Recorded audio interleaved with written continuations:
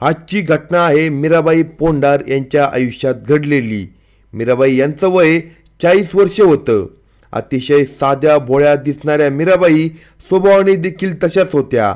सर्वांशी हसत खेळत राहणाऱ्या आणि थट्टा मस्करी करणाऱ्या आणि अतिशय कुटुंब वात्सल्य त्यांचा स्वभाव होता।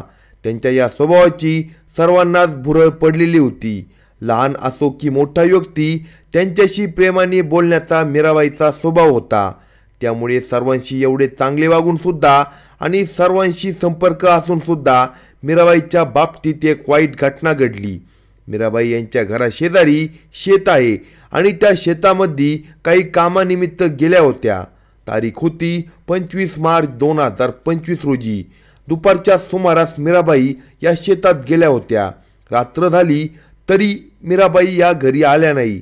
त्यामुळे मीराबाई कुठे गेल्या असा प्रश्न सर्वांनाच पडला। गावात देखील मीराबाई बेपत्ता झाल्याची चर्चा सुरू झाली आणि कोणाच्या तरी तोंडातून काहीतरी विचित्र शब्द निघू लागले। जेव्हा घरचे लोक शेतात गेले तेव्हा शेताच्या बांधावर मीराबाई यांचा मृतदेह पडलेला दिसून आला। त्यांच्या चेहऱ्यावर दगडाने ठेचून त्यांना संपवलं होतं। अतिशय देखण्या दिसणाऱ्या मीराबाईच्या बाबतीत एवढं टोकाचं पाऊल कोणी उचललं असला प्रश्न सर्वांना भेडसावत होता। घटनेचे गांभीर्य ओळखून गावच्या पोलीस पाटलांनी घनसावंगी पोलिसांना फोन केला। गावात ज्या पद्धतीने घटना घडली होती त्यामुळे गाव तर हादरून गेलंच, पण जालना जिल्ह्यात देखील बीड जिल्ह्याची पुनरावृत्ती झाली की काय अशी चर्चा रंगू लागली। काही वेळातच पोलिसांची गाडी गावात पोहोचली आणि शेताच्या दिशेने पोलीस गेले। मीराबाईचा मृतदेह पोलिसांनी पाहिला आणि त्याचा पंचनामा केला आणि मृतदेह पोस्टमॉर्टमसाठी रुग्णालयात पाठवला। आता सर्व काही पोलिसांना आजूबाजूचा जो परिसर होता तो पिंजून काढला, पण त्या ठिकाणी त्यांना असं काही विशिष्ट प्रकारचा पुरावा सापडला नाही। त्यावेळी त्या ठिकाणी फक्त एक दगड दिसत होता। तो दगड त्या मृतदेहाच्या बाजूलाच पडलेला होता। त्यावरून आता पोलिसांना या प्रकरणाचा शोध घ्यायचा होता। त्यानुसार वरिष्ठ पोलीस अधिकाऱ्यांना देखील या प्रकरणाची माहिती देण्यात आली।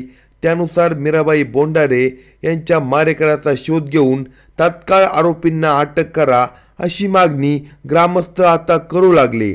त्यानुसार खऱ्या अर्थाने तपास कार्याला पोलिसांनी सुरुवात केली आणि जवळपास 7 ते 8 दिवसानंतर पोलीस प्रशासनाने या प्रकरणातील मुख्य सूत्रधार शोधून काढला। तेव्हा अख्खा महाराष्ट्र हादरून गेला।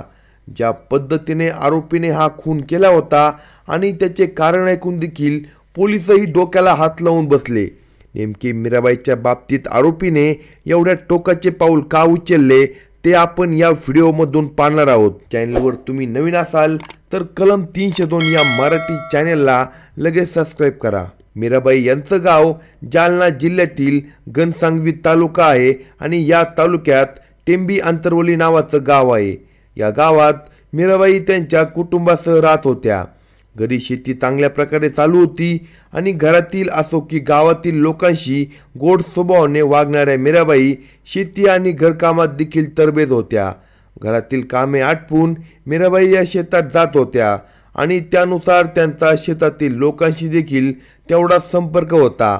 शेतात येणाऱ्या महिला असो किंवा पुरुष यांच्याशी मीराबाई प्रेमाने बोलायच्या। लोकांना प्रेमाने बोलले तर ते सुद्धा आपल्यावर प्रेम करतात असा काहीसा स्वभाव असणाऱ्या मीराबाई सर्वांशी गोड बोलून शेतातील कामे करून घेत होत्या।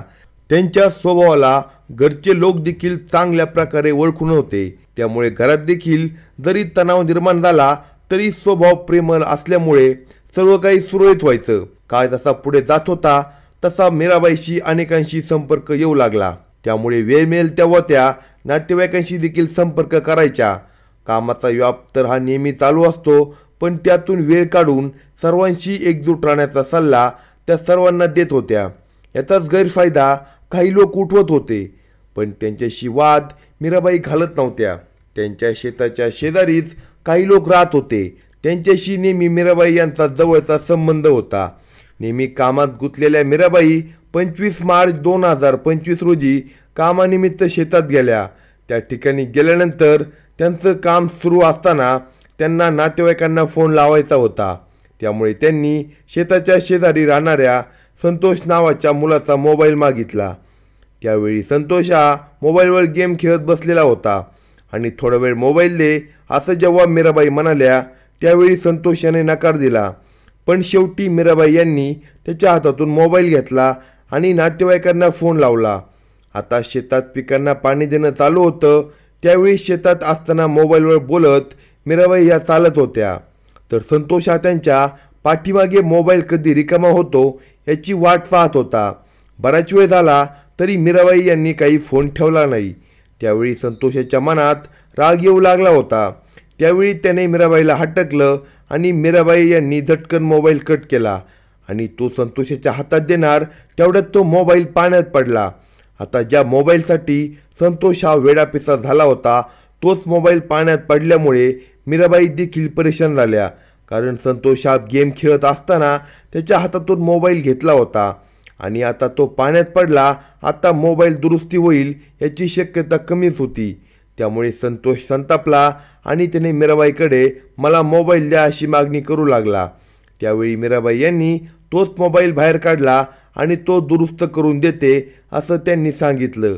पण संतोषला गेम खेळण्याची सवय लागली होती। अर्ध्यावर गेम सोडून संतोषने मीराबाईला फोन दिला होता आणि त्याच्या मनात भरलेला राग बरंच काही सांगत होता। पण त्याच्या रागाला मीराबाई यांनी काही मनावर घेतलं नाही। उलट संतोषला समजावून सांगत असताना संतोषने मीराबाईला खाली ढकललं। मीराबाई या जमिनीवर पडल्या। रागाने लालबुन झालेला संतोष मीराबाईला आता मारहाण करू लागला। मीराबाईपेक्षा वयाने कमी असलेला संतोष याचा राग पाहून मीराबाई घाबरून गेल्या। केवळ मोबाईल पाण्यात पडला म्हणून संतोषने उग्र स्वरूप धारण केले होते। शेताच्या आजूबाजूला कुणी नव्हतं, त्यामुळे शेतात काय चालू आहे हे फक्त दोघांनाच माहीत होतं। दुपारच्या वेळेला सुरू झालेलं हे भांडण आता वेगळेच वळण घेत होतं। शेताच्या बांधावर पडलेल्या मीराबाईला संतोषने उठून दिले नाही। काही वेळातच बांधाच्या बाजूला पडलेला एक मोठा दगड संतोषने उचलला आणि तो मीराबाईच्या तोंडावर मारला।